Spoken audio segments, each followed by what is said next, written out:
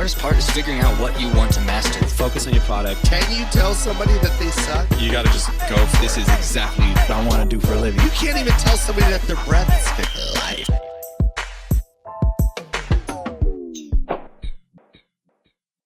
Guys, we're here. We are here. I want to start with this. You guys are like a lot of news right now. Mm-hmm. You just pulled off a big stunt. Yeah. Would you call it a stunt? Yeah, I think kind of a media stunt. Media stunt. Yeah. And it's just blowing up. Mm-hmm. It's everywhere. And so this is the thing. So what we're talking about here, listeners, is Justin Bieber eating a burrito sideways.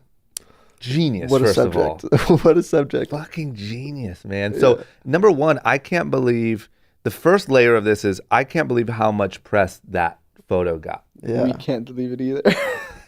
Insane. It was on every single news outlet. It was like the perfect image to be like, Justin Bieber has finally lost his mind. You know what I mean? Like, forget about the drugs and the peeing in buckets. He eats burritos sideways. Yeah. And then it comes out, which I will say too, I saw the news, I saw the photos, I thought, damn, this motherfucker eats burritos sideways? Like, what the hell? Like, I fully believed it. And then it comes out that it was a complete stunt. That wasn't Justin Bieber. It was us. It was you guys. Mm-hmm. So, I mean, number one, congratulations. Thank you, man. Because holy shit, that's good. How did you, like, tell me the story of that. The original story. The original. We have regular brainstorms every Monday where we sit down to come up with the ideas of what we potentially film. And just out of curiosity, sorry to already interrupt you, but like, does that mean like, how many people?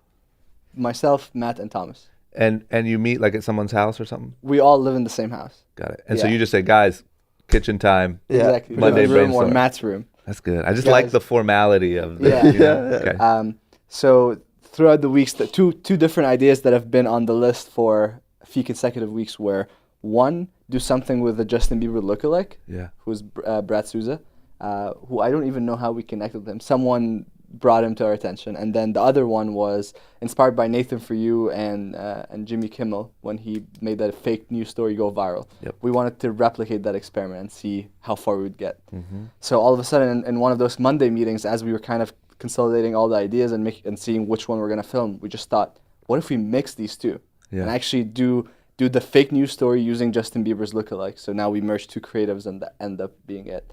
And then from that point on, like, Thomas just decided that was going to be his thing, and he's going to like orchestrate this whole like operation to come up with different scenarios of videos or photos that have the potential to actually go viral. So the first idea was, let's have Justin Bieber help a grandma crossing the street, either because she's like it's counting down on her and she's almost going to be walking in the red, so he comes out of the car and helps her and people honk and he goes like, come on, calm down. And then that's the hero moment for Justin. That's the one where the news would be talking about. Yeah. And then the other one was this like mystery photo that we had no idea like in what context would a photo go viral of Justin Bieber. Yeah. Because paparazzis are usually pretty good at spotting whether it's him or not. Yeah.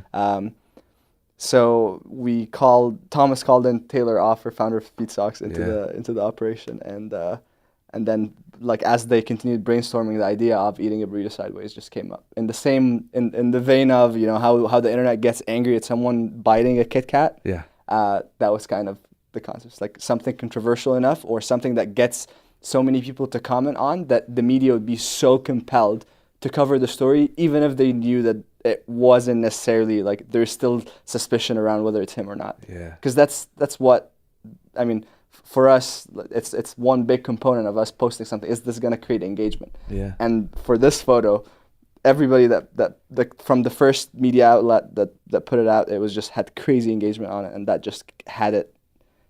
It's like a snowball effect, which was really scary to just think, holy shit, is this how the news work? Yeah. It's just like one story does well for someone, and then everybody picks it up just without even verifying. It was a very eye-opening experience. But yeah, what a crazy also, yeah, like, because even like we've had some stuff on different but similar. We've had some stuff with the podcast where we've done big interviews and like a soundbite or something will get picked up. But really all it has to do is get picked up by that one person. And if one outlet picks it up, they all just pick it up too. Yeah. So you just got to get that one. But it's crazy that can also happen with a burrito on a park bench. What happened to the old lady when you tried that? It didn't catch? We tried it for a little bit, but I think it's just harder with videos. Yeah. Because it was like a minute-long video. Yep. Even though it was a perfect video, like we thought that was it. That Yeah. like that was the one. I think a photo is just so much more shareable, and like you can comment on it instantly. Like you don't have to like press anything. It's just right there. So it was easier. And then what'd you do? You guys actually shot the photo, right? Mm-hmm. So there was no paparazzi, no fan, no nothing around. Nothing, dude. And then where'd you post it? We posted on 2 different subreddits. One was pics, Mm-hmm. and it got like 10 upvotes, barely anything. Yeah. And then the other one was mildly infuriating, which is a pretty popular subreddit. Yeah. And dude, it was like instant. It was like within like an hour, it had like several hundred upvotes, and it was just soaring. So it just really showed like where you put this specific thing matters almost just as much as the thing itself. It was kind of crazy. And it was also pretty.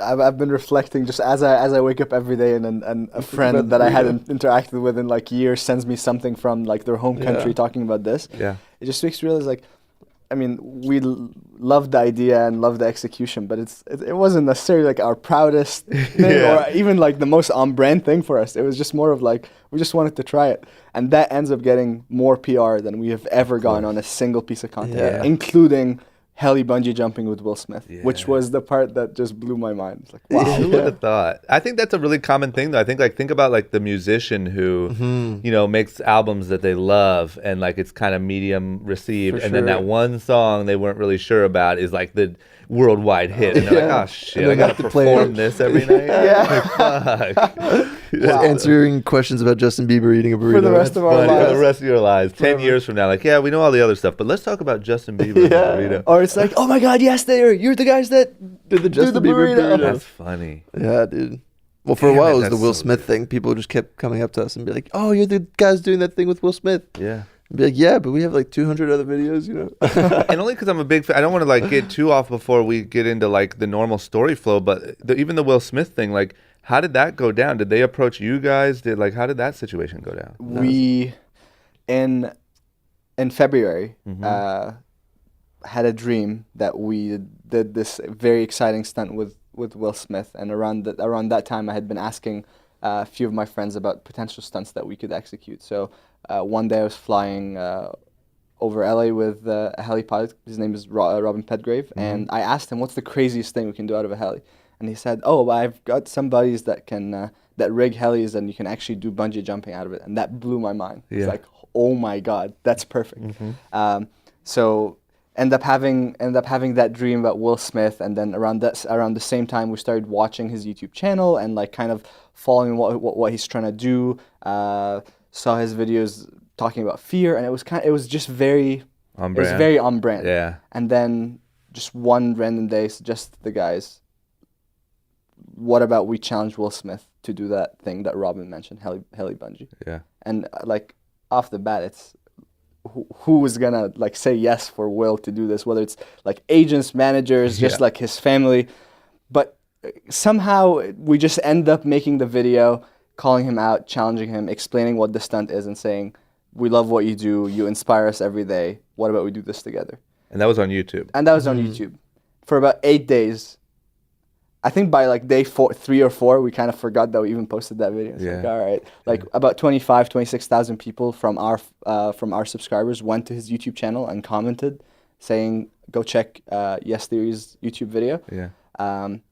But we just didn't know if he's actually gonna look at it. We knew that he was filming in Savannah in Georgia, his movie. So like we just had no idea if he's actually following YouTube or if he's just like uploading videos up there. But then one day I sleeping in my room in Venice, and then I hear Matt and Thomas coming in just like screaming. Matt goes, check Will Smith's YouTube channel, and then like screaming, shrieking, and then like jumping up and down. This was all filmed. Yeah, we were like it's capturing all, this whole thing. We have that moment on camera, and then we go to YouTube. We go to Will Smith's YouTube channel, and the title of his video is "They Challenged Me," and we just like all freeze. Started watching like bit by bit. It like having watched every single video he's made before and seeing this one was really highly produced. Like he's put a lot of effort. There was like pre-production for a video like that, which made us realize like, holy shit, he's actually taking this serious, and this is about to get somewhere. But at the end, we didn't want to jinx it for ourselves. We just thought like, love the idea, can do it, filming a movie, come see me. Like the Yeah. best in our mind was like, we're gonna go see Will Smith since he's making a video, like responding to us. Yeah. But then the video goes, and about like 3 minutes in, he goes, yes, theory, challenge accepted. And that was like the moment we just all lost it. And you guys found out from a fucking YouTube. In our live. underwear. These guys were just like still in their We their just come back from God, that's such a surfing. dream come true. I would expect like somebody reaches out and says, "Hey, like an advanced team, like we're looking into this. Yeah. What are the logistics?" Not like Yeah. just you saw it like everyone else did. Oh yeah. Yeah. Apparently, we like as you know, as we started working with the team and stuff, we were actually with the filmmaker that was with him making this video, and he said he was sitting with Will the moment he watched our video for the first time. Yeah. And apparently there wasn't a single moment of hesitation in Will's mind that he was gonna do this. He instantly, when we said like explain the challenge, you say, "Will we challenge you?" He said yes. And then his process from that yes onwards was, okay, I said yes, now let's figure it out. Yep. And the thing is that he didn't just say yes. He said yes, and let's do it over the Grand Canyon, and let's do it for charity, and we'll do it on his 50th birthday. So he even raised the stakes so much higher than what we had proposed. And that was all in the initial video. That was in his response. So you guys were like, "Holy Dude, shit!" it was It's like, the we're wildest day about of to our be with lives. Will Smith on his 50th Yeah. birthday. Oh my god, Yeah. that's a dream come true. It Yeah. was crazy. It was. And then, so how long before that it actually happened did all that go down? So that was March 4th. March 6th, we got the response video. And then September Wow, it's crazy 25th. you remember the date. Hell yeah, you because kidding it's me? when I went, my girlfriend on my first date. Ah, there you go. There you That's how go. you remember. That'll do it. And September 25th is when the jump happened. Wow. Yeah, at the Grand Canyon. So there was like 6 months in the middle, Hmm. which was Big waiting game. big waiting game. That Yeah. is so. I mean, that's just like dream come true story. That's so cool. I think, yeah, when we were there, about a month ago, that's Yeah. when we were like, how, you can't even believe it, just being there with him and his family on his birthday, and you're part of it, Yeah. Like, how did we end up here? And how was everyone? Like, he seems like he would treat you guys like peers and Yeah. let's do this. Is so excited. Is that how it was? Or 100%, even more than that. yeah. We felt like his best friends, dude. We were just hanging out with him. And we the were family, like Yeah. Jada and like just the whole family. They were so Yeah. nice. They came up to us. They were even like joking that we are getting him to do this like gnarly thing on his Yeah. birthday. And yeah, it was such just friendly vibes. And to see him so committed to family and to bringing people together. Like Yeah. he flew out like 70 or 80 people from Philly to come be at the Grand Canyon with him and be in that moment. And had this huge setup for it, like a tent in the middle, like right by the edge. It was crazy. And I just like, yeah, I loved seeing him be a family man, someone who cares about community and someone who cares about the closest people to him Yeah. in life. And no matter how big he's become, Yeah. he still hasn't forgotten about the people that matter to him the most. Yeah, it's so true. And it's so cool that, like, because you kind of feel that, but it's cool that you guys, like, saw that firsthand. Yeah. And it actually checks out. And for someone who won a Grammy for rapping when he was in high school, Yeah. like he's been famous since he was a teenager, Forever. but he's now 50. He's built a family that is very inspirational. All the kids have their own like independent careers and independent artistic like inclinations. It was just so inspiring to be that close to him, to see how he was able to maintain that success and continue to build on it, but also make sure that his family didn't suffer Yeah. during that process. Yeah. Which is like now with what they're doing with even the show, Jada's Facebook show, Yeah, Red yeah, Table Talk. yeah. It's just brilliant how they're sharing all this wisdom with people who also have relationship trouble or trouble in their marriage, and they're able to learn from a very successful couple that or at least previously thought to be just very successful, without even thinking about how much work they had to Yeah. be putting into that. Yeah, we look Sorry, at I'm people like sidetracking a bit, No, but I no, was just that's like, I'm good. loving what they're doing with that show and Yeah. and how much they're actually educating people. I just think the content they're putting out, whether it's the whole family, is just content that is helping elevate the space. Yeah. Which is why we were so stoked when he just said yes to us, because we just felt like, wow, there is not a better brand or a person that we would rather we'd rather collaborate with. It's so true. What I love so much is that he I feel like whatever happened that he decided like, hey, we need to start doing content on like these new platforms, right? Because keep in mind, you're the biggest star in the world, arguably, right? You can just go from like massive movie to massive movie, but something happened where they decided we need to be on these new platforms. We need to create this type of content. And then what I love about it is they dove in like completely. And the way that he, even on YouTube, like he keeps collaborating with YouTubers. He's not like collaborating with movie stars and doing these high-end sort of untouchable things. He said like, I'm going to get involved in YouTube and that sort of thing. I'm going to fully embrace what's already going on there. And that's the part that I think is so genius. And like, he's just crushed it. I think his entire brand has changed in the last 6 months because of this social media.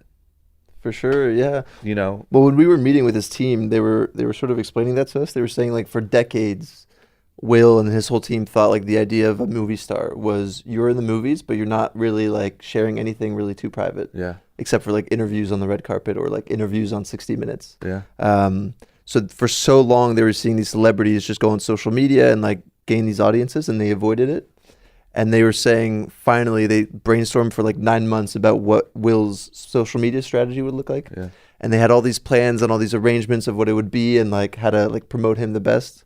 And on the first day that they launched, his Instagram, he posted a story just filming his nipple. He was just like, yo, check this out. And the whole team was like, we just spent 9 months. Oh, that was not part of the plan. It was not part of the plan. It was just totally impromptu. And that's kind of, when they saw that, they were like, let's just let him loose. Like, he's a natural. And it worked. It worked. Yeah. It worked Flawlessly. so well. The nipple, yeah, it was. The nipple was the nipple was word. just like, Yeah. but yeah, in essence, I mean, reiterating what Matt was saying, the idea was for the longest time for people to go see someone in the movie theater. Yeah. They do that because they can't see them anywhere else. Yep. But now it's quite the opposite. You Yeah. need to. They need to be a part of your daily life so that you remember to also go see them in the movie theater. Yeah. And this is the thing that is like kind of tipping the industry. Yeah. Is creating all the change right now. Yeah. Where we're seeing people like Will and other celebrities just on the rise. Even Ryan Reynolds just had like created a YouTube channel. Everybody's doing it. Yeah. It's a good lesson too in like just in general what's happening. Like even in like the world of starting a company or running a company, I think there was always this perception of like, I want to be a little mysterious. Like I want to be like either unknown or just kind of mysterious. And now even with a company, you can't do that. Like you have to be out front. People have to know who they're buying their stuff from, who they're supporting, and all the people that are doing that are winning. But then on top of that, you can't have some big content plan that you planned for 9 months. You just got to film your nipple Day by day. You know what I mean? Film Like the nipple, dude. that's what works. Yeah. It's so Do you crazy. feel like it's worked for you? Has that been a huge thing for you? So it has, but I'm also still figuring it out. You know what I mean? Like I feel like I've gotten better in the last probably 6 months at social media and connecting and all that stuff. The podcast has helped a lot, but I still feel like I'm far from an expert communicator on social media. Like I'm still trying to figure out like I need to post more stories on my Instagram, but still talking to my phone saying, hey guys, we're doing this today just feels lame, you know? And so I need to find that voice. I'm still trying to figure that stuff out because I know the value of connecting. Like if you can figure out how to have that voice connect with people and show what you're really doing, it's so valuable. But yeah, I think I'm getting better, but I'm far from got it figured out. You know what It's I mean? hard, man. It's hard to just be day by day and posting. Yeah. And also you got to keep in mind, like my background was from years and years and years of reality TV. And even though reality TV looks like you're vlogging or you're just showing your real life, you're not. Like it's planned out. There's writers, there's all this stuff. And so the way I remember when Instagram first came out and the way that we would always treat Instagram, Twitter, Facebook, all these things it was a way to like say, hey man, thanks for watching the show. Super cool. And it was like, oh my God, I got a response from drama. You know what I mean? Like it was very like unattainable. It was like, it wasn't, now it's where that's where the action is. It's not just a place to respond to your fans and like seem cool and mysterious. Like that's where it is. Like if I got an MTV show today, the goal would be to boost my social media following, not vice versa. For sure. You know, but yeah, I'm working on it. I think I could probably get a lot of tips from you guys. I mean, dude, you're doing pretty freaking well. I'm trying, Yeah, but we've heard about you for the last 3 years or 2 years since we moved to LA. That's great. Yeah, That's a good sign. Yeah, Yeah. So everybody let's is talk about that. Like, you how, gotta meet. that's good. Here we Yeah. are. I want to know, like, you guys didn't grow up together, did you, or did you? No, we've only known each other for 3 years, a little over. We've 5 known years. each other for the time we built the company. Yeah. Okay, so can you do this for me? Can you each just give me a quick run through of like what led you to the point of meeting and starting this thing? Okay, I'm gonna do mine first. Perfect. Because Amar's story is way crazier than mine. So I'll summarize it like very, very quickly. Great. So I was going to school in Canada at McGill University, and I wanted to be an entrepreneur, I think, by the age of like 19 or 20. So I tried to start all these different companies. And By school, do you mean college? college, What for? What was your major? history. Great. So I So wasn't obviously you're even not studying- using that. Yeah, yeah, not anymore. No. And I tried to start all these companies, and none of them really clicked whatsoever. And then when I was 22, I started a clothing company called Heart City Apparel, where we would partner up with street artists from around the world and give back to their cities. Cool. And it was the first time I started a company that actually kind of worked and started to get a lot of traction within the city, at least, like Montreal, Yeah. where I was staying. And McGill, the school I'd gone to, had a marketing class. And one of those marketing classes offered to like consult for my company. Yeah. And one of the students in that group was Thomas, who is now the co-creator of Yes Theory. Yeah. And he showed up to a meeting. He was late to the meeting. He was like 30 minutes late. And I hate when people are late. So I immediately was like, no, dude, I don't want to talk to you. Yeah. And the meeting was about like consulting us for our clothing company. And he shows up to the meeting and he tells me the story of how he snuck into a concert and met Flume, the DJ, and then snuck into the VIP and befriended him, and they became close friends. And every concert that Flume would come play in Montreal, they would hang out. And he told me that story. I was like, that's the fucking coolest story I've ever heard in my life, dude. We have to be friends. Yeah. So we stayed in touch, and then we made a video to promote my clothing brand, which was dancing with strangers in public. And we had so much fun doing it that we were like, yo, let's spend 30 days this summer just doing 30 things we've never done before to get out of our comfort zones. So let me ask you a couple questions. Yeah. Was that, what year was that roughly? This was 2015 in the summer. How old are you now? 26. Oh, yes. Yeah. So that was like, you just came up with, man, how are we going to market this thing? We should do, was that on YouTube? Yeah. It was on YouTube. And that's the idea, you know, let's just go out, dance with strangers. And wear the clothes and just kind of promote it that way. Yeah. Got it. And then did that video? Dude, it got like 500 views. Yeah. Got it. Okay. Nothing. Nothing. Yeah. So what were your, like, was your mentality at the time like, okay, this is the right direction, but like we got a lot of work to do, or like what was your? To be honest, it was just that. I thought it was just going to be this promotional video and then I'd move on to like other marketing techniques. Did it sell any clothes? It did not sell a single item of clothing. We were selling like one item a day max. Yeah, it didn't bump you up to two. Okay, so then you say 30 days. What was it again? 30 days and 30 things in 30 days that we'd never done before. Okay. I mean, what we were starting to realize, we had just graduated school and we were like kind of depressed in a way. Like the routine was just kind of getting to us. Why were you depressed? Well, even though I was running this company, I was working like a part-time job. Yeah. So there was this like established routine where I'd go to work, come back, work on the company, go to bed, repeat. Yep. And then like on the weekends, I'd go drinking, you know. Yep. And it was kind of the same shit. And it was the same for Thomas. And we were like, let's just, for like a month, let's just do something different, you know. Like whether or not we're promoting my clothing or whatever, let's just do something cool. Yep. And we felt like getting out of your comfort zone is the best way to tell a story and like have a true experience and like grow as a person. So we made a list of 30 things that scare the shit out of us and that we'd never done before, like doing stand-up or like getting a piercing, you know, or like walking up to a stranger and going out to dinner with them, like random stuff that we put on the list. Yeah. And we decided to start tackling it. And just as we were starting to do that, one night Thomas was out at a friend's party and he ran into this guy. And that was in Canada also? That was in Canada. That was in Montreal. And was that called Yes Theory? No. So it was just under the clothing line kind of thing? It was, at that point, it was called, we were calling it Project 30, like 30 things in 30 days. And it was nothing, like we had no subscribers really or like anything. It was just. And you guys met right before that started? Yeah. Or during? With Amar, yeah. So how I got to that party, super quick. Born and raised in Egypt. At 15, I got a scholarship to go to boarding school in South Africa. Did that for 2 years. halfway through boarding school, the Egyptian Revolution happened, which kind of like changed my whole outlook and what I want to do with my life. How so?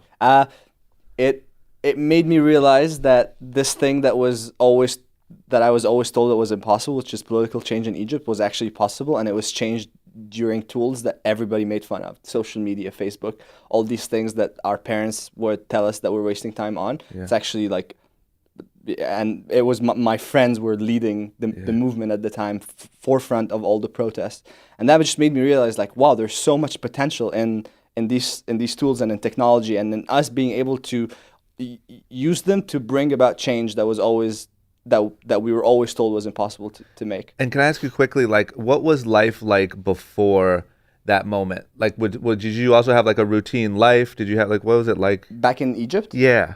I was just like, it was a constant state of fear. Of what mainly? Of Everything? I've never truly like just like living a life that fulfills me, because if I had any aspirations and any aspirations, period. Yeah. Like, you're gonna have to bribe someone, you're gonna have to become friends with someone you don't want to be friends because they are only gonna help you to get there, because it's not just, hard work doesn't define where I come from. Yeah. It's hard work and the connections and the bribes that you can give so that you can get to that place. Yeah. So for me, and also hearing stories of, my friends having police officers come up to them on the street, to check their IDs without any valid reasons, and them refusing, and then all of a sudden they're being framed for dealing drugs and literally thrown in jail for days and days, and some of them being abducted by police forces, literally some of my friends, like, taken away, and their families not knowing anything about them for days, until one random day they just show up in front of their doorstep and they're not allowed to say anything about what happened to them. So it was just like this constant, like, I'm always hearing these stories about friends and family friends of shit like that happening to them, and I'm like, I just don't want to, this is not where I want to build. I don't know yet what I want to build or how I'm going to build it, but definitely not in this environment. And was there anything else that you like looked up to in that time before you saw the social media political change? Like, was there anything else you were watching on social media or anyone else you were a fan of that you're like, man, I want a life like that? So the thing is, back when I was in Egypt, the internet connection wasn't, I didn't have very good internet connection, so I couldn't stream, so I didn't really watch anything. Facebook was just for posting, like, seeing the occasional photo that one of my friends took because they have a phone that has a camera, but yeah, up until that point, I would say that was Bassem. so. Well, Bassem happened during the revolution. He wasn't before. But basically, the main content that I was watching coming out of the revolution was a guy named Bassem Youssef. He's a heart surgeon. Oh yeah, I watched his documentary. Yes, oh, you did? Tickling Giants. Crazy. So, like, seeing that guy say, like, he had the opportunity to go to the UK and continue being, a heart surgeon there, but for him to stay and to start a YouTube show out of his laundry room in his house, and that becoming the most followed, the biggest live show in Middle East history. Yeah. That was like, wow, this guy used this tool to actually to educate me, who was in South Africa at the time, and I had no access to Egyptian media, or even if I had access to Egyptian media, it wouldn't be the true story of what was actually happening. And to see him being able to use that tool to get to where he is, that was, to me, that was just like the biggest inspiration at the time. So back to the point when I was in South Africa at high school. At that point, the revolution happened, and then in my mind, I was like, okay, I gotta go all in on social media and tech. I want to be someone that creates tools for people to do that. Yeah. And right now, Egypt is just such a perfect market for me to go back. Point is, I don't want to go to college. I just want to finish high school, get my diploma, and go back, start a tech company with a few friends in tech there. And I knew I could make something happen. Yeah. And that was the plan until, like, it was 2 months before graduation, and then I saw that politically, it just, like, the country started crashing. Yeah.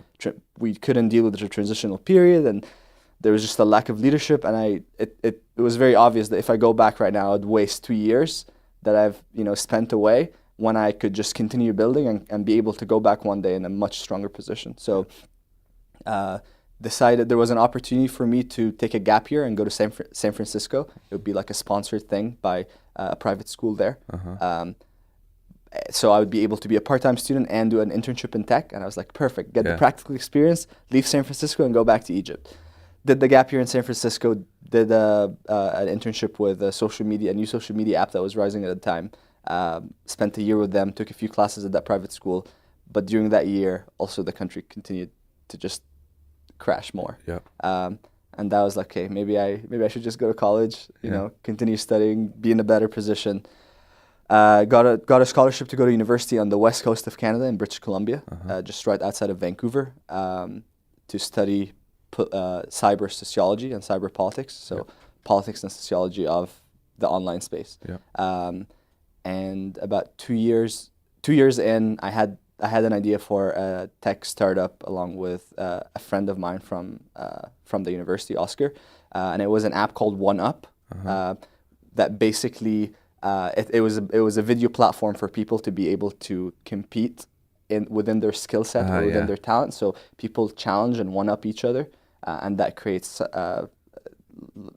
basically the ability for people that watch to vote who deserves the one up, and that ends up, it's like democratizing talent where people on the internet just it's like Reddit, people upvote which talent deserves to be on like a main feed that everybody watches. Very early stages, sophomore year, just done with finished the academic year, and I decided to move to Montreal to raise venture capital for that startup. So went to Montreal, and then about 6 weeks in, I realized that one of the guys that was on the team wasn't the right fit. So I decided to leave and go to New York. Had an internship opportunity there, and I thought I would do the internship as I would continue raising money. The week before I left, I snuck into that party because I was just walking down the street like lonely. No, I wasn't talking to that guy anymore. It kind of ended bad. Didn't know anyone in the city because I was so focused on just the work on the startup. And then I was walking one day and I heard from a rooftop just some noise coming, just a bunch of young people. Met two girls on the street at that point and asked them if they wanted to go in because I knew probably the likelihood of someone letting me in. So they said yes. We ended up going up, lost them at the stairs going up, and then started introducing myself to people up there, telling them about what I'm up to, and everybody was like, "Oh, you should talk to Thomas. You guys sound very very similar." Yeah. It's like, okay. Half an hour later, this blonde dude ended up meeting him. Thomas. Oh, you're Thomas. He was a little tipsy, but there was this like weird click / chemistry that was like instantly felt. And then told him a little bit about what I'm doing. He told me a bit about what he's doing. And I decided, okay, we should probably meet in a setting that is not this drunken party. So asked him if he wanted to have coffee the following day. He said yes. He's also late. There's a trend here. Is he just always late? Is he just that guy? He was that guy, yeah. Showed up, told him a little more about One Up and what I was trying to do. He told me about Project 30 and the ethos behind it, and we discovered that there's this shared thing right now. We're basically creating something for the exact same reason. Yeah. And I was, at that point, I'm trying to get another product developer to be on the team. So my goal is to get him to join the team and see if this would work out if we just partner on it together. Yeah. And at that point, he says, "Oh, I just made the commitment to make videos. I want to make videos for a month." Still, like we're still brainstorming, trying to figure out what we're gonna do. But maybe if you wanna just stay with me until you go to New York, if you don't have a place to stay, you can totally stay on my couch. And I was like, yeah, I'll do that. So during that time, I end up going to Thomas's house. Met Matt for the first time. It was also this instant just chemistry that was felt, and then within that week of prepping for the launch of Project 30, we just became such good friends. And that brainstorming together just felt like the most enjoyable thing in the world. We felt like we could come up with anything and execute anything. Yeah, that's a dream come true. I think a lot of people are looking for that. Yeah.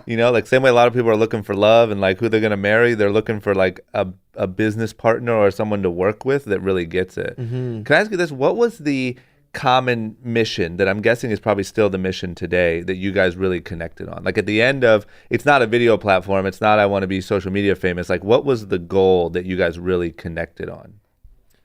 I think growth.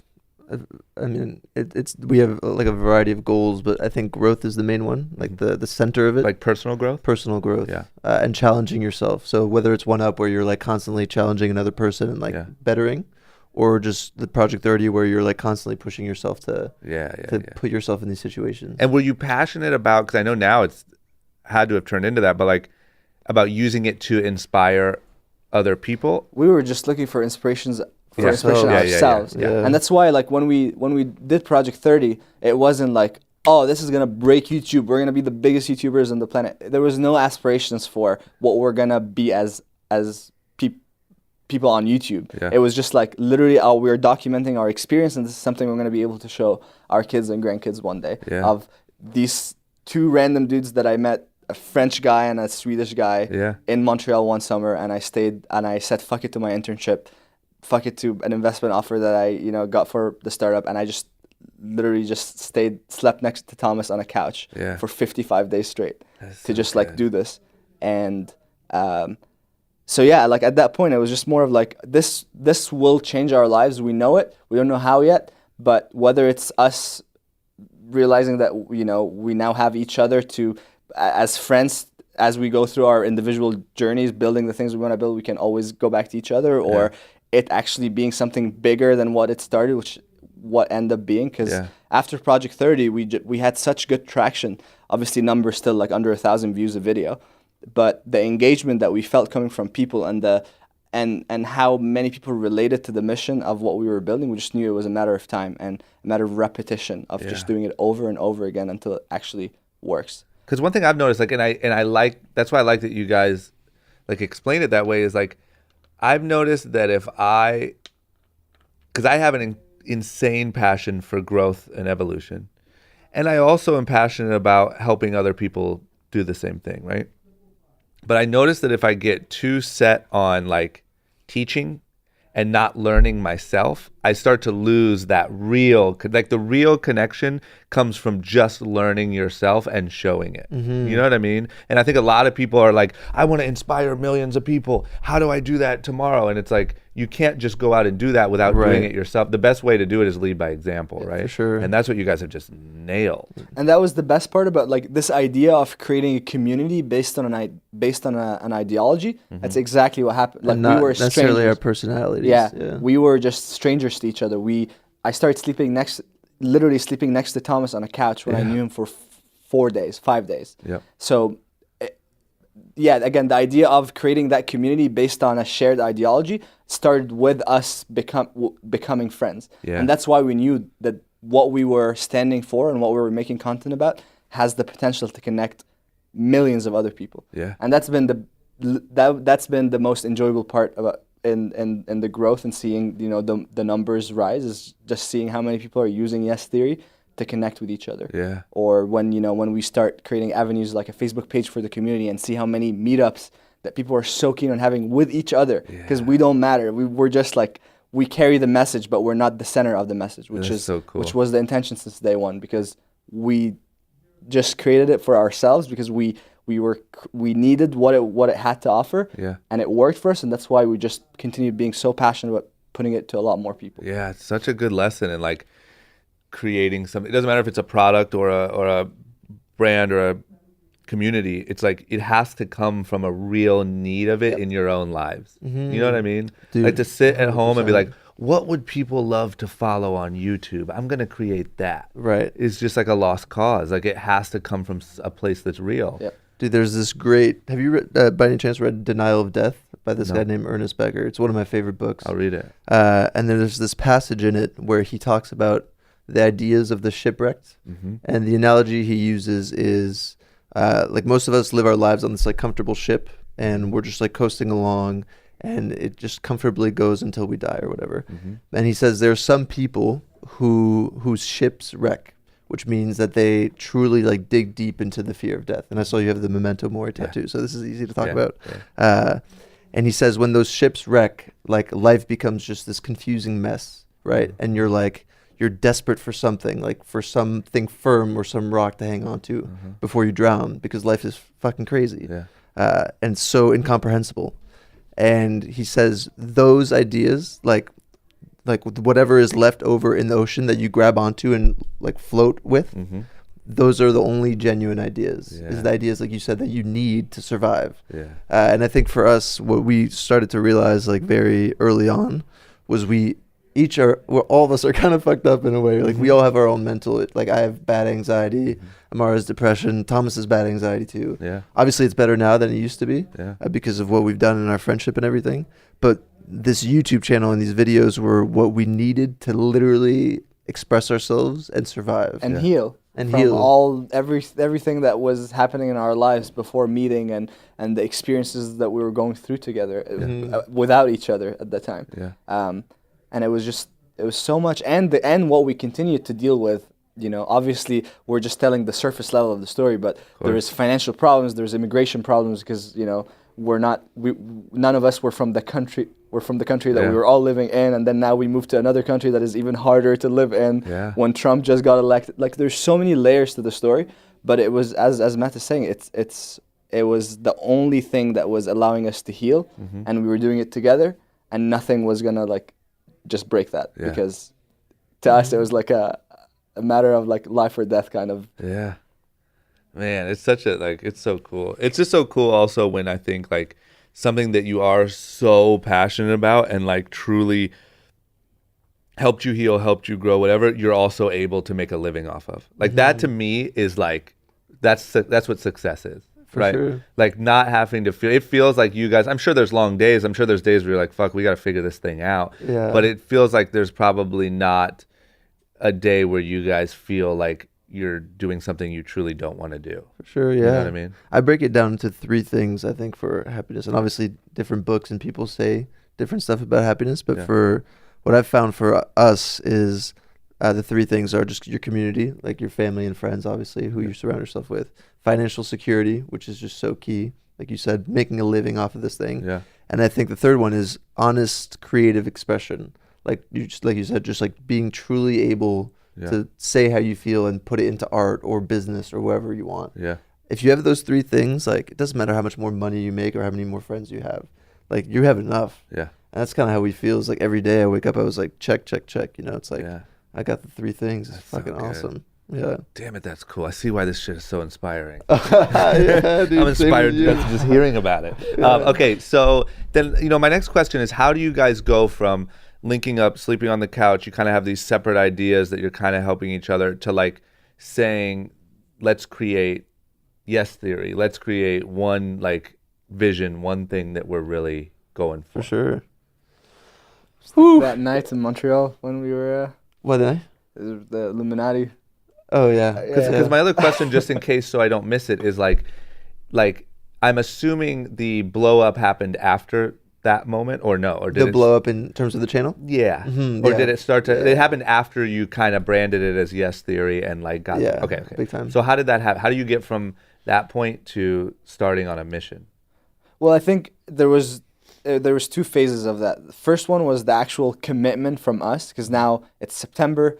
I gotta go back to school. Thomas was gonna move to San Francisco to start working on his own tech startup, and Matt was just gonna continue working on Heart City Apparel, his clothing company. So the first step to that was us committing that, okay, I'm not gonna go back to school. I'm gonna find a way to make this work. Matt is just gonna dissolve the company, and Thomas is gonna cancel his plans for the other startup that he was gonna work on. Yeah. Wow. And so that decision was made, and then we started asking ourselves, like, what is it that we are actually trying to build with this thing that we're doing, the videos on YouTube? Yeah. And it always, with all the discussions that we had early on, it always came back to community. Yep. It's like, how can we create a community of the most engaged, the most successful, the most powerful millennials in the whole entire world, that it can become a power just as big as the UN one day. Yeah. That if we say that we want, like, there's a natural disaster somewhere and we have this community of people that would respond if we ask for help, then that is able to like move the needle on big global crisis. Yeah. And the idea in our heads, so that's on the masses level, but also in our heads we were like, but also how can we create a network of, again, like our most successful, most brilliant friends that can become this like league or like a, How would you call it? All-star team? Yeah. well, we were like, how do you call, what is it, what does this look like? And we're like, oh, it's like the good Illuminati. Oh yeah, and that's where it was That's like, why you said okay, Illuminati. yeah. Like, It's like how could this have like So and then once we decide that we're gonna build for community, that end up helping us a lot, kind of shape the future of the content at that point. Because Project 30 was over with the 30th video going out, so we rebranded to Generation Why Not. Since the whole most of the criticism we got on doing Project 30 was millennials just fucking wasting their time. Go find a job. What are you doing getting your arm waxed? Or getting your ear pierced? What is that going to add to your life? And there's all these voices early on that almost put the blame on us as oh, this is just your generation, this is what you guys do. So that's why we took it more of okay, this is Generation Why Not, because why not do the things that we want to do. So we did that for a while. We continued making content. It was a video once a week, as we just Thomas had a part-time job working at a clothing store. I was spending money from my scholarship that they thought I was going to spend it on on school books.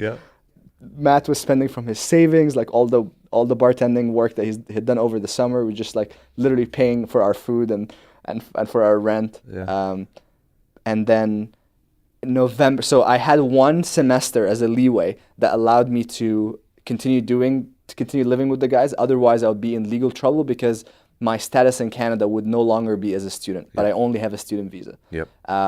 So by November, we were making plans that these guys are going to come out to British Columbia to live in the college town that my college is in, and then we're going to continue making videos as I go to school.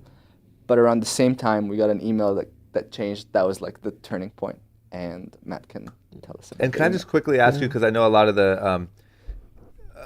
the questions and stuff that I get a lot is budget and stuff like that. I mean, you guys are just filming on what, a 5D or what are you? Oh, it was 70D. A Canon 70D. That Thomas had saved to get throughout college, and that was what he was using to just make all these videos before. And just editing on your computer and just putting the shit on Thomas YouTube. was just dude, Montreal is a cheap city. If you want to start anything, that's the place to go. It's Canadian dollars. We were paying a total of $900 a month for all of our living. It's $300 each. So Great. We were I just wanted to clarify that when you talked about living on a bartender's savings and student whatever, that was rough. Yeah, it was good though, man. It was pasta and noodles. And dude. I think a lot of times people look for the catch. They're why can't I do this? Right. And so you hear people's stories and you're well, there has to be a reason in here why I couldn't do that. And it's oh, they had an investor or they had, you know what I mean? But the fact that you guys literally dodging being deported while working on, you know what I mean? If Thomas was here, he would have told you about the time his card bounced because of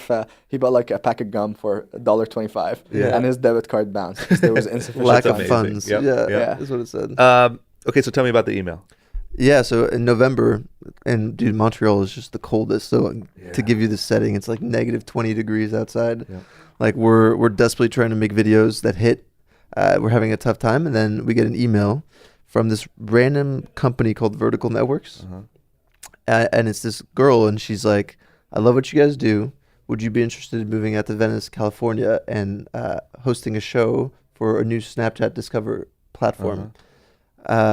And at the time, we were getting kind of random emails from producers and stuff, and TV, and we were talking to them and MCNs, and it was all kind of sketchy. So we were no, it's just another one of those emails. So we ignored it for 3 days. We were just let's not talk about this. It's not worth it. And then 3 days later, I forget who brought it up, but somebody was what about that email? Maybe we should just answer it, No, it was, I think Darren looked up who the last name of the person on there. Oh, and yeah. then he made the link to who it was. Yeah. So the girl the company is owned by a woman named Liz Murdoch, who's Rupert Murdoch's daughter, and she's a billionaire. And she had started this company, Vertical Networks. Definitely worth responding. Yeah, and so Darren found out that she was the girl that emailed us was her daughter. And we're okay, let's respond now. Let's go. And so we responded, and we were this sounds interesting. What do we need to do? And she was well, we've put you up against 10 other creators, and we just need you to make a pitch, almost a pilot, make a pilot, to show us what it would look like and film it in vertical because it's going to be for Snapchat. And so we were okay, we got to go big or go home. We're all this shit's going down, you know, the visas, the money's running out, everything's going to shit. So this is our last shot, And so we found out that it was the holiday season, and we found out that the Prime Minister of Canada was about a few hours away, a drive, and he was hosting a town hall. And we were like, what if for our holiday Christmas picture, we got the Prime Minister of Canada to be in it with us, and and wear like a Santa hat and like like a goofy family with the Prime Minister of Canada. Yeah. And so we filmed this whole operation going out to Ottawa and like putting on these insane Christmas sweaters and like essentially stalking the dude, and like waiting outside the town hall, talking to his security and everything. And we filmed the episode. We got the picture with him, and we posted it to our YouTube as well as filmed it for Snapchat. And on YouTube, it was like one of our biggest videos ever. What did that mean at the time? Like how many views? At the time, it was like 20,000 views. That's still a lot. I mean, at that point, views. So we were like ecstatic. And then we made the video for the pitch to Snapchat, and we sent it off to Liz and her team. And within a week, they were like, love it. You're in. And we were just like, this is the greatest day of our lives. What do we do next? And so they were going to pay for you to move to Venice? No, Yeah. So for context, they are offering a house for us to live in Venice, fully covering all our living expenses, whether it's cars, insurance, figuring out visas, how to bring us down here, and paying us for whatever ideas we came up with for content to shoot anywhere around the world. It was like the dream deal. And we that had, was at based the off time, of them dude. just- We had 10,000. No, not even. We had 8,000 We had subscribers. 8,000 subscribers at the time. How did they just found you? Randomly? They put in like an algorithm for like tags for different YouTubers, and they narrowed it down to like 30 channels. And They we were wanted just to one of the find 30. like a male millennial audience directed Yeah. type of content that was aspirational and attainable. And that was us. It was like Holy the cow. dudes who are all average looking. None of them look like they're too intimidating. They're good enough to be. Yeah. But I mean, for your pilot, you got a photo with the Prime Minister. That's pretty good. So we That's were a pretty hyped on good that. pilot. Like I'd be like, okay, what can we like? Can we jump into a pool off of it? Yeah, You're like, yeah. no, we're going for it. Yeah, all That's out. good. So then they tell you that that's what they're offering, and are you guys just like, holy shit, we won the lottery? Oh yeah, big time. Because dude, when they flew out their producer, who's this like huge producer in the UK, and he shows up at our apartment in Montreal for He breakfast literally and sat meeting. on a couch that we found outside of our We had, apartment. dude, a cardboard box. Like the table we ate on was a cardboard box, and we made him bagels and eggs and like some avocado on it. And he was like gluten free, and he was like, what's happening here?" And that was like he amazing. came like to meet you guys. To meet us And and that's like how you- see like the gauge what we were like, you know. That's probably exactly what they wanted, though. You know what I mean? Like if you're looking for someone who's authentic, it's like Doesn't get more than that. Yeah. So then that was it. Then you pack up and move. No, and then they were like, okay, you're gonna spend the next 5 months filming, and then you'll move out to Venice. Got it. And so we were like, okay, where can we go? And they were like, literally anywhere you want. And we were like, are you serious? And you'll pay for it? And they were like, yeah. And at the time it was freezing in Montreal, so we were like, can we go to the Caribbean? Yeah. And they're like, yeah. And we're like, okay. And so we just booked tickets to like Cuba, Nicaragua, Costa Rica, In Mexico. and Mexico. And we just like put this list together of what we wanted to film. Yeah. And we were going to essentially do the same thing we did when we started out, which is 30 videos in 30 days. Yeah. So just go ham. Because Yeah. they wanted like 15, but we were like, no, let's give them 30. Yeah. And so we went out, filmed for like that month, and then like put it all together over the next few months in episodes. And then after that went down to Venice and showed them like what we had, and they loved it. And then So wow. And then from that point, they had a few like kind of turning points with the strategy with the channel. So like a lot of the things that we had made down there got scratched because the direction of content was very different. Yeah. But for us, we were like, we are just, we're spending the best time of our lives just doing this together, and we're going on genuine adventures of things that excite us. Yeah. So whether it's aired or not, it literally didn't matter at the time. And then but then as they found their footing in the direction of content, we kind of started creating that like workflow where we knew what they were looking for, so we were able to pitch the right things and always get like approvals on it. And what was we the channel called at the time? It's Brother. the Discover channel, brother. And then at the time, were you still calling yourself Generation Why Not? So for the first like month until we had like all had a conversation about like, okay, is Generation Why Not the best brand friendly name? And then we went on like a team soul search to actually figure out what we're gonna call ourselves, and we just realized that the biggest tying theme in our story is how we each said yes when we were not supposed to say yes, when everything pointed in the direction of no. And it just like, it clicked. It was like, oh, yes theory. Yeah. It was there in our other co-founder who just had that click in No, it his was head. Thomas. Oh, was it? Yeah, I remember Oh. Thomas, yeah. And so yeah, we rebranded to Yes Theory. At that point, like our YouTube audience isn't even that big to Well, care. we weren't posting while we were filming this for Snapchat. We didn't post on YouTube. And that or anywhere. did being on that Snapchat Discover page help blow up your audience or not really?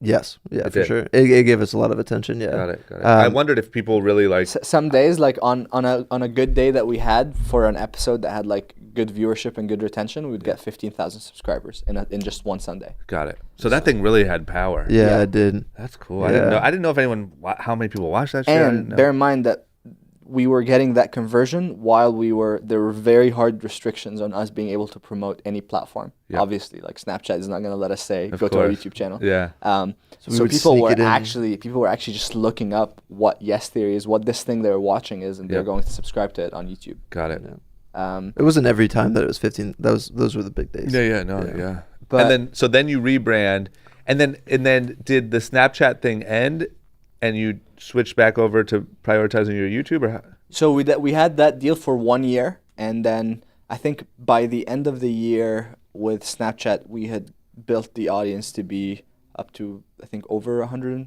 120, 130, yeah.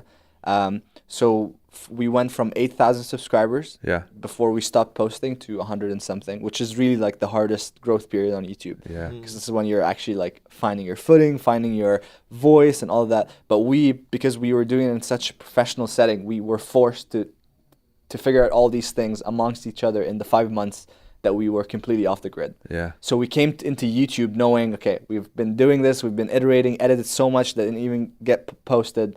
Now we know how we want to tell stories in a way that can stay consistent. So we did that for a year, and then we were getting some really good numbers, like minutes watched and engagement were some of the highest on the platform for our content, given that it's videos and it's full vertical stories, and that wasn't at all what's working on Snapchat. Yeah. It was mainly like very fast, snappy, celebrity, dating-driven content. Yep. But for us, we're telling full stories about us boxing with, champions in Cuba and doing all these things. So almost like if someone was to bet at the time, it's like this is the last thing that was to work on Snapchat at the time. Yeah. But it did, and then we towards the end of our deal, there was an offer for us to do a full show that would be branded as Yes Theory. So we wouldn't be a part of Brother anymore. So we did that. We did 4 episodes of that, which was like a higher production thing. It was our first like experience kind of doing, reality TV in a way. Yeah. And Yeah. that was on Snap Discover. That was on Yeah. Snap Okay, Discover, like got it. big budget, big execution, but it's a great experience, learned a lot, but we just felt that like why are we trying so hard with this when we could just go 100% in on YouTube Yeah. and just have control over every part of it and not that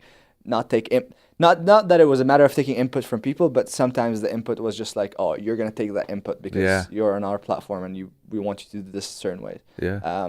So yeah, we just went all in after the 4 episodes. We just like said, okay, now it's time to just go all in our YouTube. We had a great deal where we were able to repurpose some of mostly all our best stuff from Snapchat, put them in regular cuts and put them on YouTube. So it looked like when we had 100,000 subscribers, like we were rolling with a budget of someone that had a couple of million subscribers. Yeah. People were very confused. Like, how are you guys managing to make all this We content were all getting around like the world? helicopters and stuff. People were like, yeah, what the It's like, hell? yeah, Where's what's this money going on? coming from? Yeah. And then from that point onwards, we just when there was like a scare there because like all the setup from Snap, the house, the car, like all these things are Yeah. just all of a sudden gonna be gone. And now you just have to pay for it And yourself. then we had to do that. So there was really like also another window where we had to make it work for YouTube so that we didn't just want to go pack and go back to Canada. Yeah. And everything kind of stalled, like because we were back on YouTube full time and we were trying to figure it out again. Yeah. It all like we stopped growing. Yeah. We're like, oh damn, this is harder than we thought. Now that we don't have Snapchat promoting us all the time, it's like, how do we do this? And what was the path like when you looked at the getting to the money where you could self-sustain on your own and live in Venice and do all those things? Was it brand deals? Was it getting to the level of doing brand deals or ad share, or like what was the goal? I'd say it comes in almost 3 phases. It starts with brands, Like usually ad revenue doesn't even matter in the Yeah. beginning. You're barely making anything. Yeah. But some brands are down to give you like $5,000, 10,000 sometimes, Yeah. to do like a dedicated upload where you include them and you do the whole shout out and link and everything. Yeah. So we did that when we had around 200,000. We were getting like one of those deals maybe or two sometimes a month. So that was like sustaining us. Yeah. We weren't paying ourselves or anything. Like that was just for food and rent and everything. Yeah. But as we kept growing, and I'm sure you know this because you're in this game more than anything, like we started creating this new clothing line. Yeah. And that's when we were like, holy shit, okay, now this is like a sustainable business. Yep. Like this is the way people support us. Yeah. It's not brands. Brands will be good, but like leveraging an engaged audience Yep. that loves what you do and like giving them these, like the Seek Discomfort was our mantra. Yeah. For them to wear and represent and like be a part of that kind of like community. Identify with. Yeah. That like this, we launched the clothing line, dude. It was like 6 months ago, 6 months ago, and we launched it. And we were like, what, dude? What? Wait, hold on a second. Is everybody in merch doing these kinds of numbers? No, like definitely not. we were like, what the fuck is happening? Yeah. And so we were like, this is the best of both worlds because there's no better way to promote our message. Yeah. And there's no better way to sustain ourselves because we don't depend on anybody. Like we don't have to shout out a brand as much as we used to. Yeah. And so it's kind of like this is a bad way, not a great way of putting it, but like a lot of authors call it like fuck you money. Yeah. Yeah. It's like we're not dependent on anyone anymore, Yeah, which is for dope. sure. And then after that, now that our numbers on views and stuff have gone up, like now the ad revenue is actually starting to kick in. Yeah. Yeah. So I'd say that's the third like end phase. And you still do big brand deals, or you don't have to worry about it really? Yeah. So I'd say about twice a month. Twice a month we do a big brand deal. But we're ever since the beginning, like there was very clear criteria on what brands that we end up working with. For sure. Yeah, you guys have to be careful. Oh yeah, Yeah. because Your that's fans the are thing. too, like, we're smart. not representing ourselves in this game. Yeah. We're saying that we're representing. Yes, they were putting this message out there. So the tiniest mistake that would fuck with the credibility of what we're doing, we could lose it all. Yeah. That's why it's always been like for anything that we accept for brands, it has like some of the criteria is like it's a service that people can actually benefit from. We're not telling people just go buy something random or click on a random link that would then. So we were very careful about that. But as Matt said, it was just I think the point when we launched Seek Discomfort, it was when we realized how much potential there is in monetizing an audience in a way that actually ends up adding value to the community that we've built. Yeah. And that's kind of the plan as we move on as we continue building the core media brand, which is Yes Theory on YouTube. Yeah. Like there's all these ideas for businesses and services that we're going to start that will support this community, but also be able to generate revenue on their own. And hopefully build them as their own independent entities, so they can have their own exit one day if it's if something goes like too big.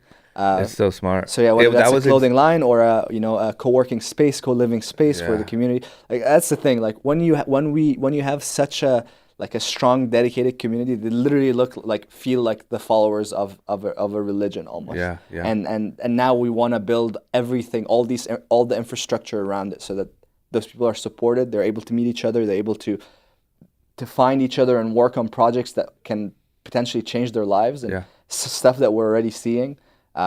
Or like an app that allows them to, if you're going to Europe and you want to see who's from like the Yes fam is there, so you can stay with them. It's like an internal Airbnb. Like there's all these ideas for things that we know like we'll do over the next couple of years that will only make this even more like stronger and more powerful. Yeah, you guys are so smart. I mean, so are you. Man. Look at this office. But that was why that's always my advice to people like in your guys' position, and very few people do it.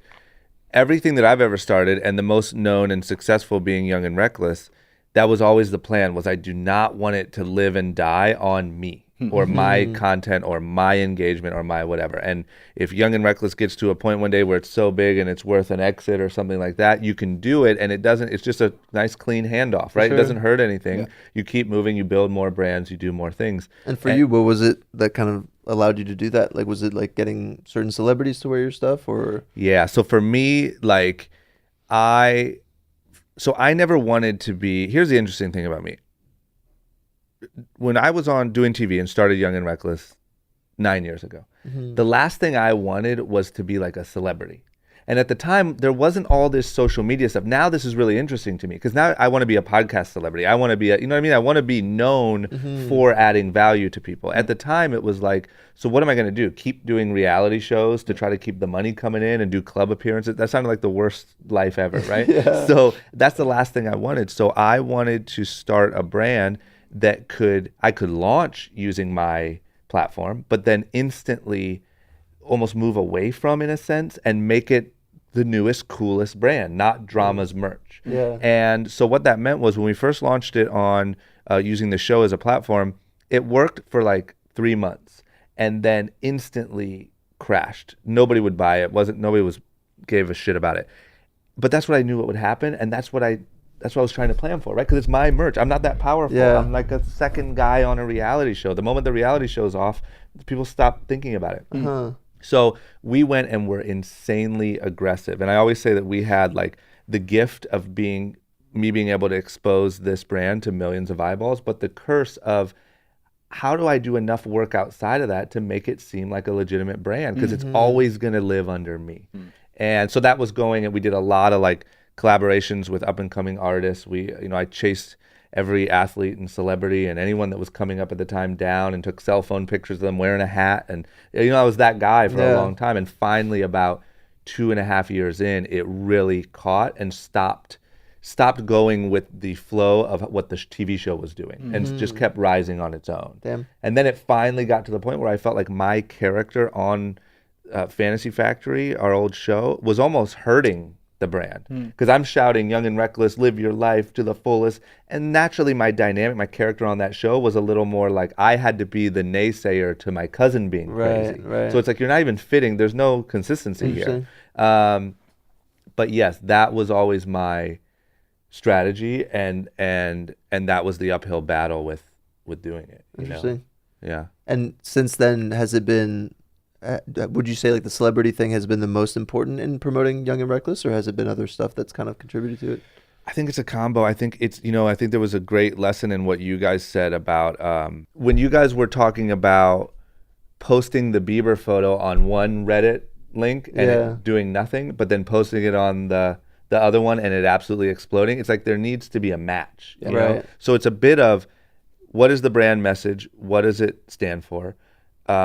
And who are you partnering with to try to get that message out? For sure. Because if the message is off or the partnerships are off, it literally means nothing. Like you might as well be just screaming into an empty room. But the moment you hit the right thing, the right message with the right megaphone, it works. And, and then on our end, like we've done a lot of work on product and price. Like I never wanted to be like one of those aspirational douchey streetwear, too expensive, $50 for a t-shirt. Like I wanted to be attainable for everyone. So we've worked really hard to make jeans for $40 and make, full outfits and all this different stuff. But a combination of all those things. When those three things are really cranking, you see it. And when anything's lacking, you see it for sure fading.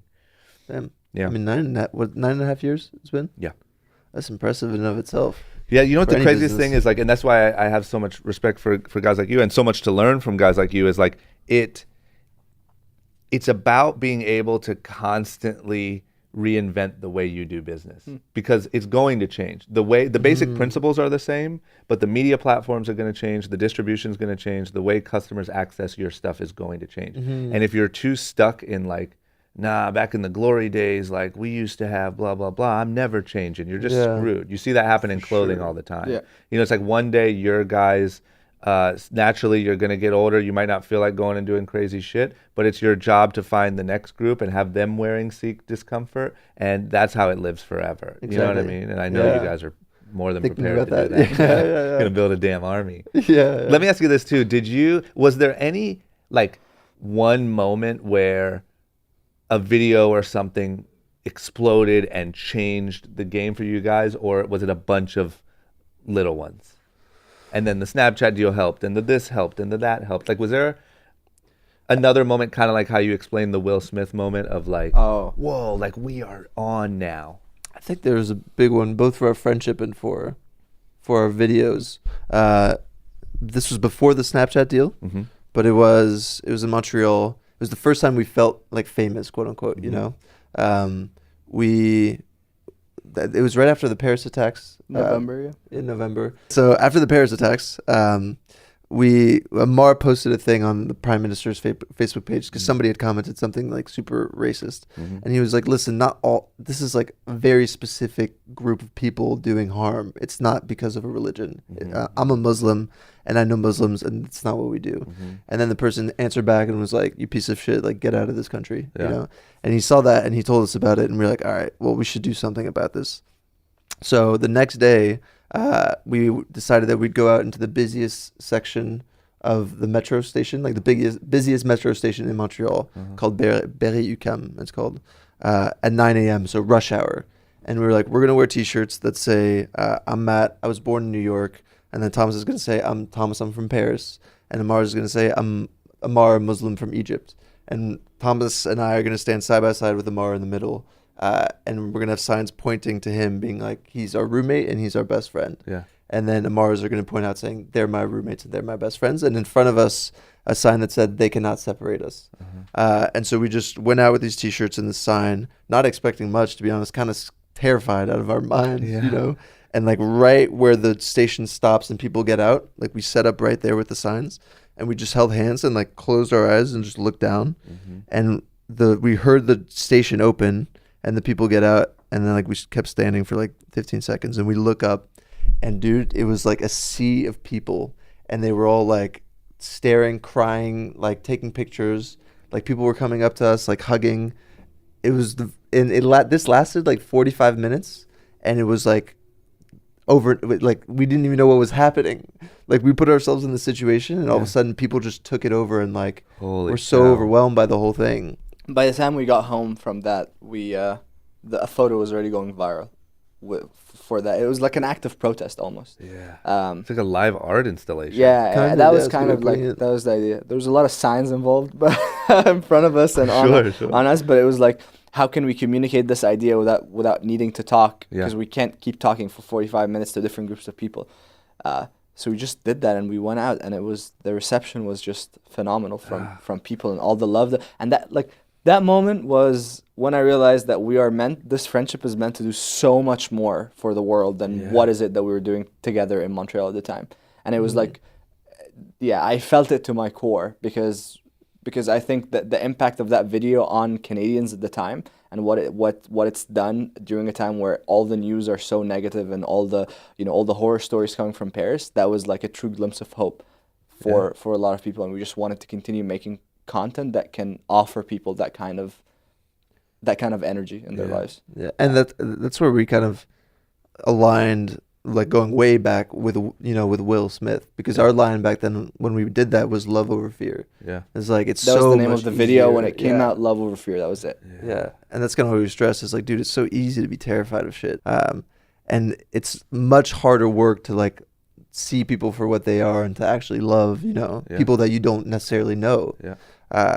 And that's why we don't do it. That's why we just stay at home and just watch TV and get bitter and be like, "Everyone's so scared. There's terror." Dude, from all angles.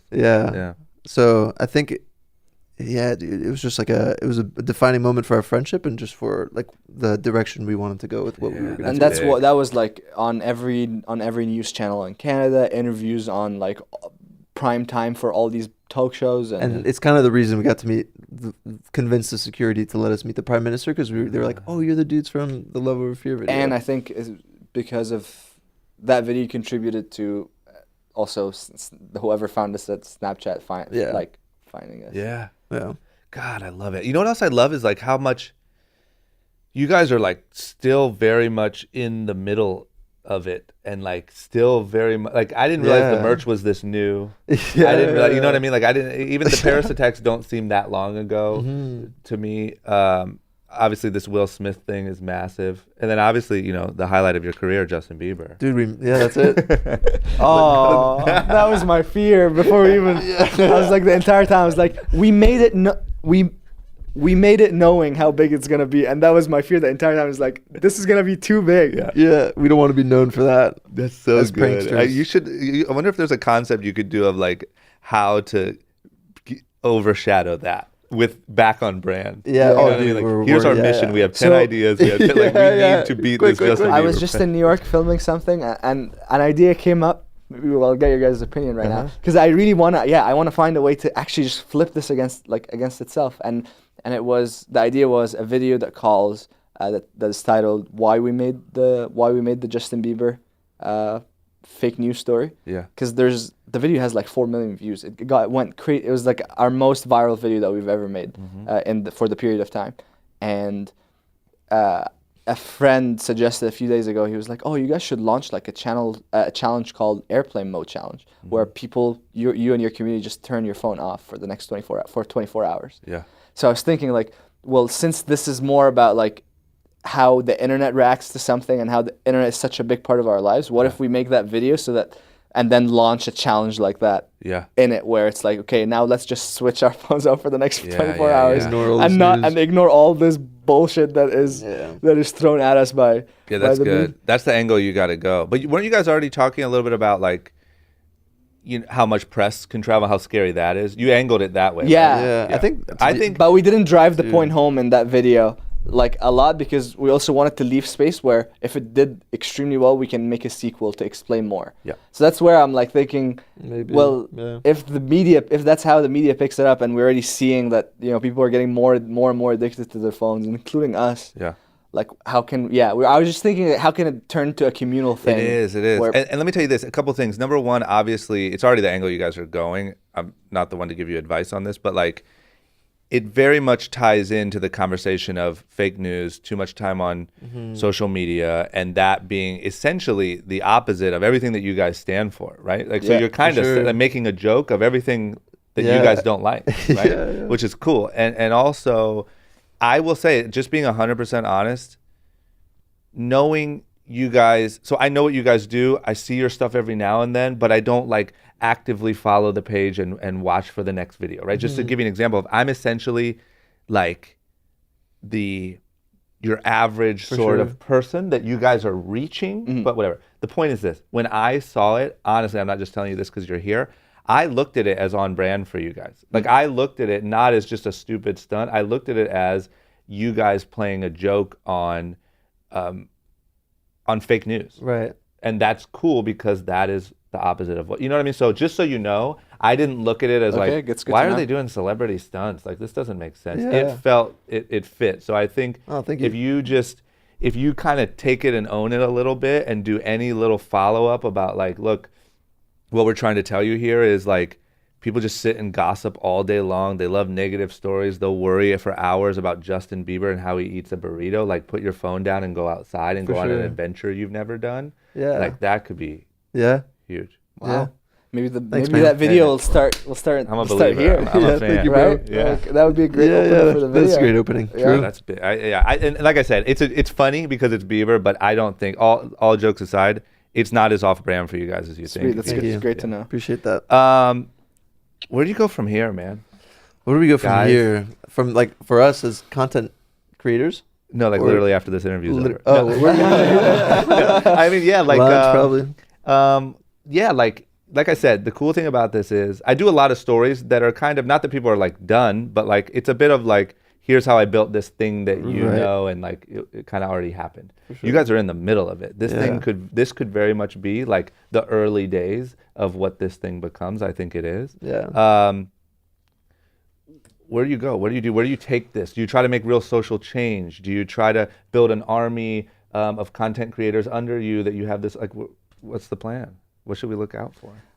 Back to the plan since day beginning. one, just Yeah. community, and how can we continue making this community feel as connected and as inspired as possible, but also make sure that as we do that, we're building tools that allow them to do all these things that we want them to do, but also make revenue for the business. Yeah, of course. Just get to the point where we are the good Illuminati in the Yeah. world, and we're Yeah. able I to love that title. truly just like move the needle when the needle needs to be moved, because Yeah. sometimes we see it happening quite often now. It's like the world just watches in silence, and Is afraid to people speak care up. more about Justin Bieber eating a freaking burrito sideways than children and women and like old men dying in Yemen because of like the most intense famine that they had in like 100 years. Yeah. It's like, it's so, that was really, like, yeah, Amaro was the most affected by the whole thing, Yeah. by the burrito thing. But that's how freaking on brand it is. That's it right there. That's Yeah. the message. Yeah. And I think what's cool for us too in everything we do is like we meet people like you know, like who are passionate, who are like good people, who have an audience. And for us, like collaborations, it's not about like necessarily switching over subscribers or getting more views or whatever, but it's about like genuine friendships that we create with people like you. And then who knows down the line, like for example, we were just hearing like the biggest blood drive in U.S. history. I think it said was like 3,000 people, 3,500 people. And we're like, we could beat that. Yeah. Like we could get more people than Sure you could. 3,500, you know? And with like friends like you and friends like artists, like musicians that show up and play, you know? Yep. It's like, how can we leverage all these friends and all these audiences for genuine good, Yep. you know? Because when people see good, they want to do good. Like it inspires them, you know? Yep. When you're only watching the news or you're only on social media and it's like pranks and it's like just kind of like inane stuff, it's not going to inspire you to go out and like help people. So the more we can encourage and bring people together and inspire people to do it, like it's cliche to say, but like you can only change the world so much, you know, like, but I genuinely think with the audiences that people can reach nowadays, you can truly like change policies. Like you can change like the direction of governments and like the direction of mass movements, like especially like nationalist movements like sparking up in like Brazil or right now and Europe, you know. It's like you see it happening everywhere, but there's also I think this other tide of people that are like, fuck that shit. I don't want to be like only white people in this country, you know? Like we already saw what happened with that in fucking Germany in 1945. Like let's actually like understand our history. And this goes back to you, like you said, have I used the subject of history that I studied in college? It's like I think to me history is the most important subject. It's like history defines what you do today. Like if you know your history, you know what to avoid. It's kind of like life. If you know the mistakes that you've made and you're not going to repeat them. So if you don't study the mistakes that past humans have made, you're bound to repeat them. So But that's what's weird about like right now is it just feels like we're doing that. repeating. dude. It's just weird. Deja Like, you know, vu. like an attack on a Jewish synagogue. It's like When we was learned that? it. We've you know what I mean? Like how do is we this not- happening now? and how is not everybody freaking out? It's fucking But crazy. I will say, like, that's the other reason why I'm such a big fan of the fact that and how you say, like, building a community is so important and it can affect real change. All of the negative is happening online. You know what I'm saying? Like, this is now where the nationalists and these people are meeting up and talking and they're going to these sort of fringe news sites and all these different things. And that's where they're getting all this information, being so filled with hatred, right? And they're finding support online. And I think that for you guys to be doing the exact opposite is really important, because I think a lot of sometimes it feels like there's a lot of people doing good and there's a lot of people doing good online, but sometimes it feels like the good people don't build the active communities as actively as the bad ones do. You know what I mean? Well, I think honestly, you know why I think that is because, I mean, this is kind of like maybe shitty to say, but those people are smarter, and when you have like more intelligence, you're more skeptical about your own beliefs. You know, you're not as like diehard and hardcore as these like other people. So also there's something about like, I think that like, you know, the trend is to just hashtag never forget blah blah blah and then move on, and you feel like you did your little bit of good. So in that way everyone's like, no, I'm good, I'm on the good team. Didn't you see my last 10 hashtags? Dude, my story, I check haven't my story, forgot yeah. any of them. You know what I mean? But like the negative people active. are so like, we need to be active. Like, I think that's how a lot of this craziness came about, is people, unfortunately, for negative reasons and out of hate and out of fear, teaming up and saying, we need to do something. We need to go out and vote. We need to blah, blah, blah. And they went and did it. And they made some crazy thing happen that who would have ever thought? Right? Like, who would have ever thought Donald Trump could have became president? It only happened because people went out and were actually active and didn't just hashtag. So I think, you know, for whatever reason, people feel like they can kind of do their duty by posting a hashtag and moving on with their day. But you guys are actually getting people to do things. And that is a really, really valuable but thing, so are you. know? I mean, it's inspiring, you know? Thank you, man. Talking to other people who are doing stuff will encourage other people to do stuff. You know? Yeah, well, listen, anything forever that I can ever do to help you guys out, I'm here. I'll do it instantly. I want to ask you this, too, because this is something that I think can translate to a lot of our listeners, no matter what field you're in, is like right now we all know that if you want to be almost anything, it feels like you need a social media presence, right? You need to connect with people, and the best way to connect with people is online. If you might have done this, speaking at a convention for 500 CEOs, founders, entrepreneurs, trying to teach them how to connect and build, you know what I mean? Because there's this difference. There's influencers that are connecting, and then there's almost like the business types or those guys that still don't know how to do it. It still feels weird. It still feels overexposed. What would your advice be to those type of people about how to connect and get people on board with what you're trying to build?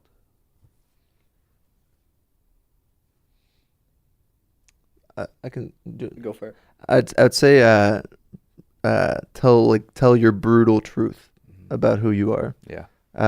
Especially on social media, because it's so easy to be just like a surface level kind of host or like poster. You know, it's easy on Instagram to just post the cool shit, but people want to, especially nowadays, you just want to feel something that's fucking real.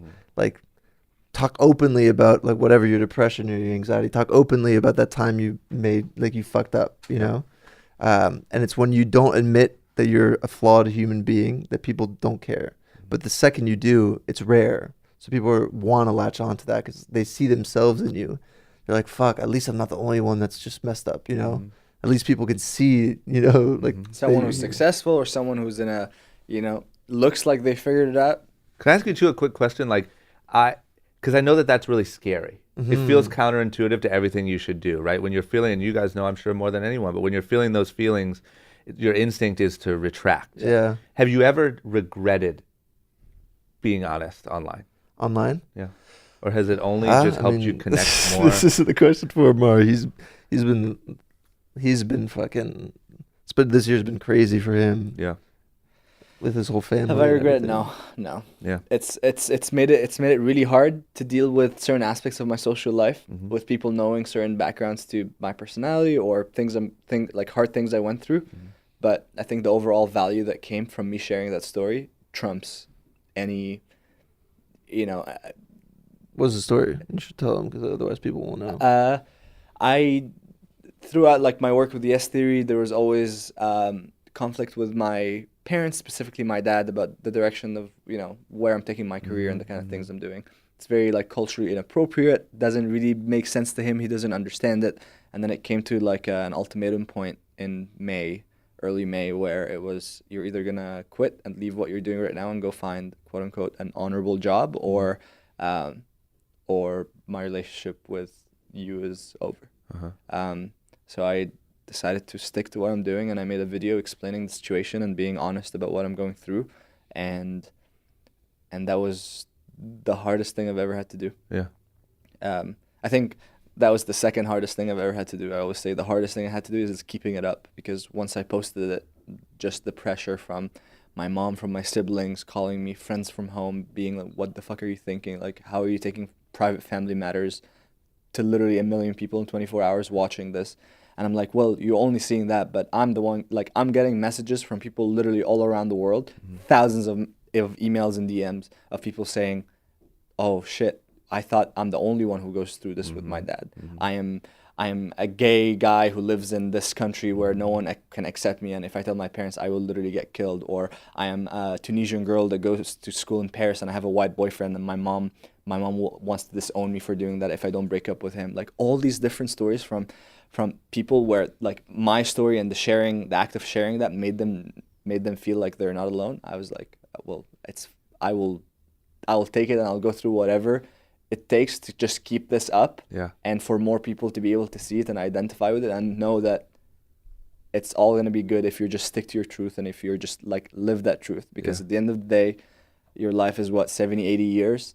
You can spend the majority of it just satisfying your parents, but then by the time they're gone, you're also too old to be able to even do anything for yourself. So for me, I've stuck to my truth, and every day I pray and I hope that he sees it one day. I have nothing but love and respect, and I know that he's done everything that he's doing from a place of love, so no blame, no resentment. But back to your question about ever regretting it, I think that definitely added like a whole other layer to my just my friendship and my interactions with people, because again, you come up to me, it's like, how are you doing? Yeah. Because you know you have a background to this huge thing that just happened in my life. You're not just asking how are you doing because you just want to know how I'm doing. It's because you know that I'm going through something. And some times I just don't necessarily want to talk about it in that setting, and that's the part that gets just really hard. Yeah. But I always go back to count my blessing and just see how I'm up to this day, even though we posted the video in May, I still get messages and emails of people saying, like, thank you so much for putting something like that out. Yeah. But yeah, I think for us it's pretty. We're very blessed to have each other to be in a group setting. It's not just like an individual creator. I think it can get really tricky for an independent creator who just does their thing on their own. But I also think the only way to ever find other people is to be honest. Yeah. Right? Yeah. Like if you're an independent creator alone in your room trying to get your stuff going and you're not being honest, you're not going to find the best friend. You know what I mean? Exactly. For sure. It's just hard to do. It's just like, I think, like I said, like when you have problems or weaknesses or those sort of things, your instinct is to not.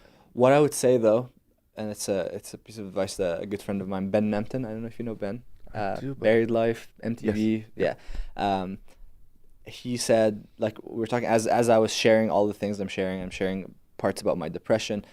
He made me understand that it's very important that there's you can share up to a certain point, and then you have to just stop the sharing and actually focus on the healing. Yeah. And then you can continue talking about it after you've actually done like the good amount of work it's gonna take to uplift you again or get you back to a place where you're able to share your smart. perspective in a very balanced, unemotional, so yeah, like I feel for now I've shared how I feel in like three different occasions, and they're all like pretty necessary so that the audience is not in the dark and they're not just seeing me being the positive guy that takes all these people and experiences.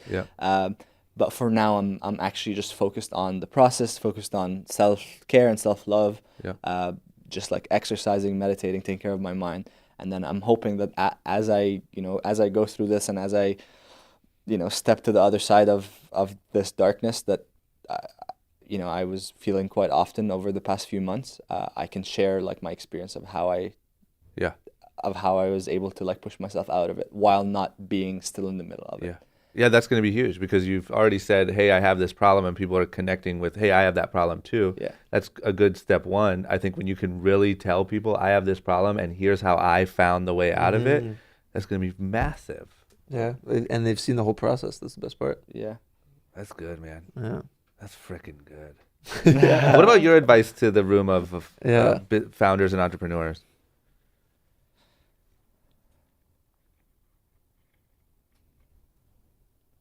About connecting with people, how to genuinely connect with people. Yeah, it's like, this is, I guess, what I'm trying to get at is like, everyone knows they need to connect. Everyone knows they need a social media presence. Everyone knows, but like, how do you do it? I think it's to focus on the first 1,000 people.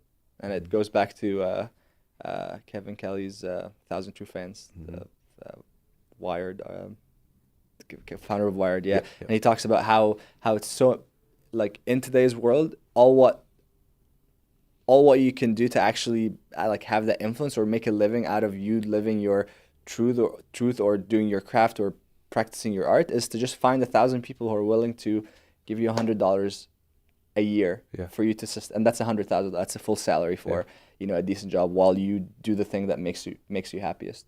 And I think a lot of people, as they start and whether it's business or even social media game, they're instantly looking at how am I gonna get to that million? Yeah. But it's like, what are you gonna do to get the first 1,000 people to totally identify with what is it that whether it's a product and they care about it because they see that you care about it so much and it's affected your life in the most profound ways, or on social media, like what is the message, what is the type of content that you're putting out there that will make 1,000 people just stoked to be following you. So it's like focusing on the 0 to 1 rather than the 0 to million, basically. That's great. But yeah, that article, like, I read it about 8 months ago and it changed a lot of. I would highly recommend it to people if you're out there. Just Google 1,000 True Fans, Kevin Kelly. Just brilliant article that talks about how you can just like get started with whether it's a business or again being on social media. Yes, that's really good.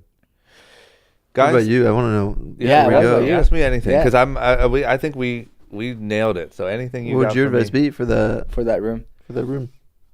I think that you got to know why you're doing what you're doing, and to make money is not the thing, And I think that if you can't go around to the people closest to you that aren't gonna lie to you, whoever's the closest to you that will tell you the truth, and convince them that this thing or this message or whatever needs to exist, you need to start over. I think so many people look online and see how rich everyone's getting, and being an entrepreneur is so popular right now, and everyone's out here hustling. But like, it's not. You can't say I'm doing this thing to get rich. You have to be doing something that's really adding value somewhere, whether the product changes the way people take out the garbage, or the message highlights a new way of looking at this thing. Without a message or a very solid why, you're screwed. I think, yeah, it's like what you said earlier, the need, and you need it, So you figure that out, and then you just start talking about it. And the people are going to, if it's a real thing, people are going to come. Yeah. If no one comes, unfortunately, you might need to rethink what your thing is. You know what I mean? Because there is this sort, and I don't mean to make it sound so easy, but it's like there is a bit of a universal sort of, like, some things are needed and some things aren't. Yeah. And I think that if you really hone in on what your message is and make sure it's authentic and start openly talking about it, or the product or whatever, people are going to come. And if they don't, it's when you need to go back to the drawing board and revise it a little. Yep. True that. Yeah. 100%. We freaking nailed it, guys. That was awesome. Great questions, bro. Shit, man. This Listen. Is, this is my first. This is my first podcast. Is it really? Yeah, I've done like this one that was very weird format, and it was like 20 minutes. Damn, of But all the this is, shit like, my you've done, first I'm your first conversation. podcast. Yeah, Yeah. dude. Look at that. Hell yeah. I want to make a fake video about you guys coming in and being like, so they've never done a podcast. I told them, I said, just say yes. Yeah. Tell everyone where to find you, where to keep up to speed, where to. Yes Theory everywhere. YouTube, Yes Theory on YouTube, Yes Theory on Instagram. We don't use Snapchat that much anymore, but Twitter, I guess. Facebook, yeah, Yes Theory on Facebook, and yeah, check out the content if you've never heard of Yes Theory. Promise. And I mean, I think everyone at this point, between the Will Smith thing and the Bieber thing, everyone knows your work. They just might not know they know your work. Maybe, yeah. That's been also something that the Will Smith stunt facilitated a lot is exactly that is like knowing that someone who's asking us about what we did most likely heard about the Will Smith thing, For so it sure. already establishes the credibility just going into the conversation. Yeah. But yeah, I would rather use the Will Smith thing than The Justin beeps. Bieber thing. Absolutely. But Have more you to thought? come. Would you do a video with the real Biebs, or Are you kidding? Would love that. Dude, that would be I unreal. feel like that's coming. Yeah, I mean, we're close with Scooter, so hopefully he can connect the dots. If you tie in how this message fits into your brand with Bieber involved, Yeah. Oh True. my God. just saying, man. Smart. I'm just saying. Dude. Wow, okay. Listen, anything I can ever do, or my audience can do, anything we can do to help what you guys are doing, Thank you, man. we're all Appreciate here. that. Appreciate Absolutely. it. Thank you, guys. Thank you Cheers. for having us. Guys, if you like that and you want to see more like it, as well as vlogs, other web series, and all the random stuff that I'm doing here on YouTube, don't forget to click that subscribe button. You won't regret it, I promise.